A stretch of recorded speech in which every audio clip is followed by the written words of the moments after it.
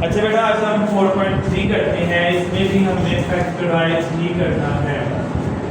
Factorisation इसमें करेंगे और साथ में HCF और LCM फाइंड करेंगे। बेटा सबसे पहले निकालेंगे HCF। HCF का मतलब है हाईएस्ट कॉमन फैक्टर।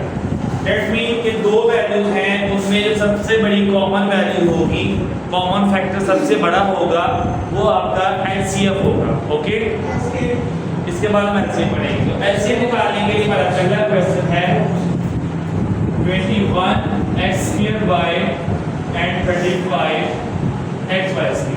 हम क्या करेंगे, इसके छोटे से छोटे टुकड़े कर देंगे, इसके फैक्टर बना देंगे, फिर उनको देखेंगे, जो कॉमन होगा वो हमारा आंसर होगा, जो दोनों में होगा।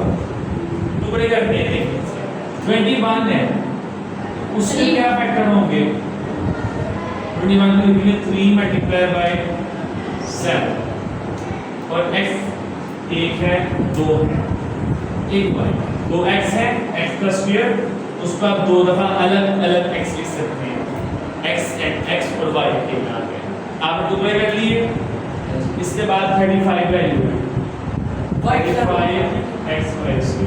35 को लिखेंगे 5 × 7, एक x है 2y, y पर स्क्वायर है, एक x है 2y।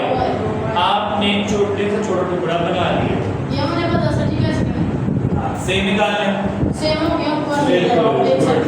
LCF में दोनों में सेम, 7 सेम है, x भी सेम है, y भी सेम है, ये बेटा आपका आंसर है।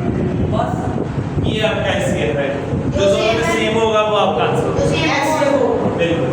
उसके बाद क्वेश्चन है सेकंड क्वेश्चन, 4x² - 9y² और 2x² - 3xy। बट इसमें क्या करेंगे, इसमें भी हम इसके फैक्टर बनाएंगे, बट फार्मूला की हेल्प से। Yes sir. इस वैल्यू को ले लिया आप 4x² - 9y², आप इसमें 4 को लिखें 2x का होल स्क्वायर और 9y को लिखें 3y का होल स्क्वायर, a² - b²। क्या बनेगा? ये बनेगा a + b और एक दफा a - b। जब दो रकमों पर स्क्वायर अलग अलग हो और दरमियान में माइनस हो, दोनों पर स्क्वायर अपना अपना है और दरमियान में माइनस हो, तो क्या होता है? एक बार दोनों को प्लस में लिखते हैं और एक बार दोनों को माइनस में लिखते हैं। ठीक है, एक बार दोनों को प्लस में लिखा, एक बार दोनों को माइनस में। और जो दूसरी वैल्यू वो क्या है? 2x² - 3xy। इनमें x कॉमन आ रहा है, मैं दोनों में x कॉमन निकालूंगा तो बचेगा 2, एक x कॉमन निकाला तो एक रह गया, x कॉमन निकाल लिया 3 और y बच गया।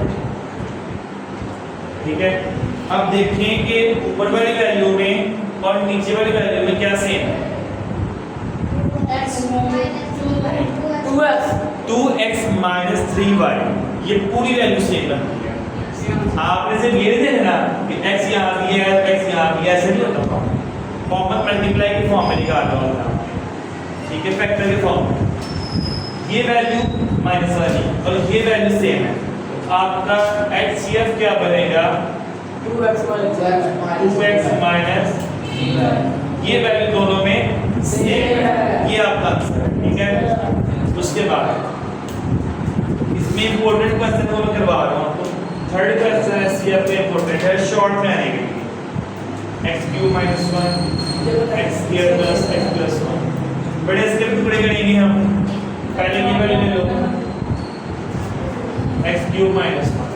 आप x का क्यूब लिखो ब्रैकेट के ऊपर और 1 को लिखो 1 का क्यूब, a³ - b³। अभी लास्ट वीडियो में हमने ये, लास्ट लेक्चर में हमने ये टॉपिक पढ़ा था, ऐसे ही हमने क्वेश्चन सॉल्व किए, a³ - b³। कैसे बनाया था हमने इसको? हमने बनाया था a - b a² + ab + b का स्क्वायर, 1 का स्क्वायर वाली होता है। हमने इस फॉर्मूला को ओपन कर लिया, a - b a² + ab + b का स्क्वायर। जब हमने इसको ओपन किया तो क्या बना? x - 1 x का square plus x plus 1। Okay, second value क्या है हमारे पास? x square plus x plus 1। तो इसको आप वैसे का वैसे ही लिख दो, क्योंकि इसका फैक्टर नहीं बनता, ये फैक्टर नहीं बनेगा, ये खुद ही एक फैक्टर है, इसके फैक्टर नहीं बनेंगे क्योंकि ये खुद ही एक फैक्टर है। तो ये इस वैल्यू में और इस वैल्यू में क्या सेम है दोनों में? सेम क्या है? सर जी सेम है। पूरी वैल्यू सेम है। LCM इक्वल टू इसमें मान x नहीं है। Plus x plus 1। ये पूरी वैल्यू इसमें भी थी ही, ये बस एक वैल्यू और उसमें भी मौजूद है, मतलब दोनों में ये सेम है। तो आपने उसको HCF में लिख लिया। पीछे का बेटा आता है शॉर्ट वर्जन LCM की। LCM में थोड़ा सा डिफरेंस आता है, लीस्ट कॉमन मल्टीपल। LCM का मतलब होता है लीस्ट कॉमन मल्टीपल। उसमें बेसिकली आपने जो सेम है वो भी लिखनी है और जो सेम नहीं है वो भी लिखनी है एक बार, ठीक है? तो LCM बेटा लिखते हैं सवाल, LCM मींस लीस्ट कॉमन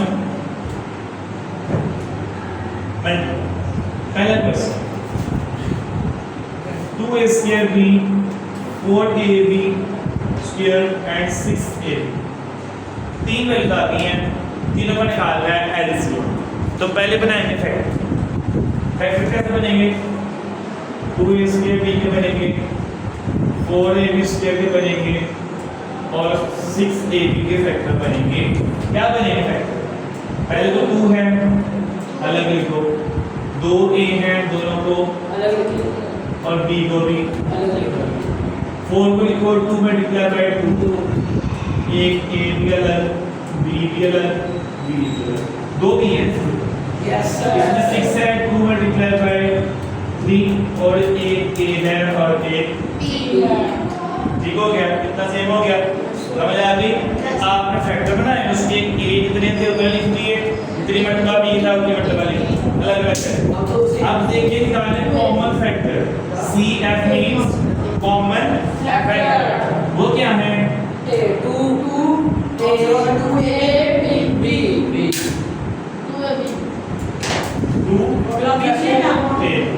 ये बेटा हमारे पास आ गई कॉमन। नॉन कॉमन क्या है? जो कॉमन नहीं आया, कौन से? 2 है, 3 है, ये वाला a रह गया और ये वाला b रह गया।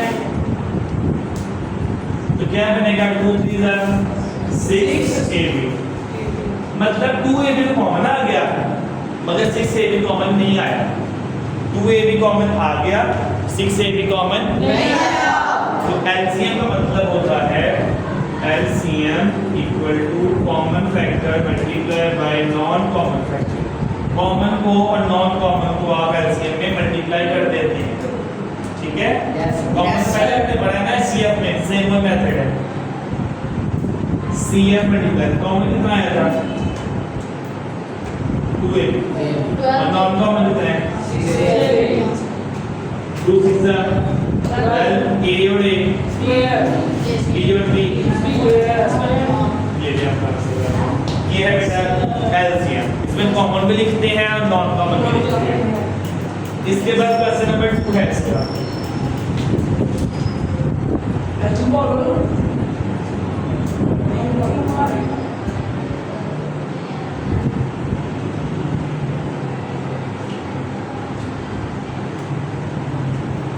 फैक्टर बनाएंगे, इसके पहले पहले बना लेंगे x स्क्वायर प्लस x के, आप x कॉमन ले लें, क्या बचेगा?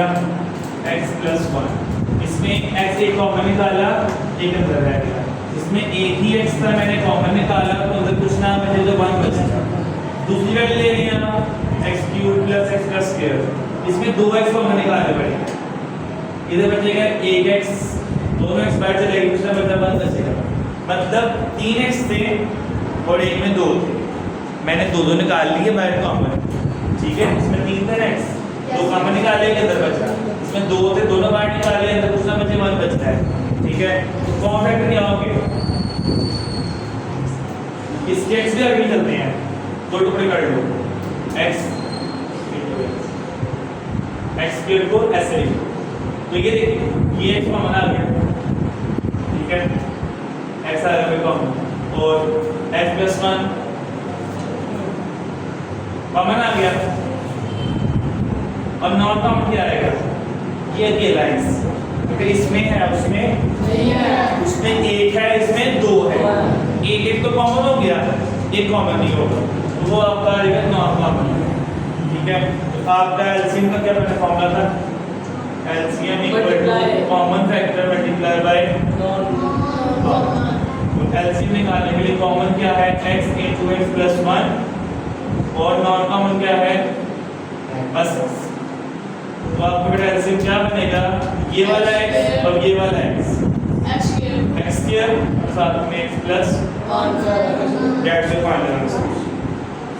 बस क्लियर है? Yes, sir.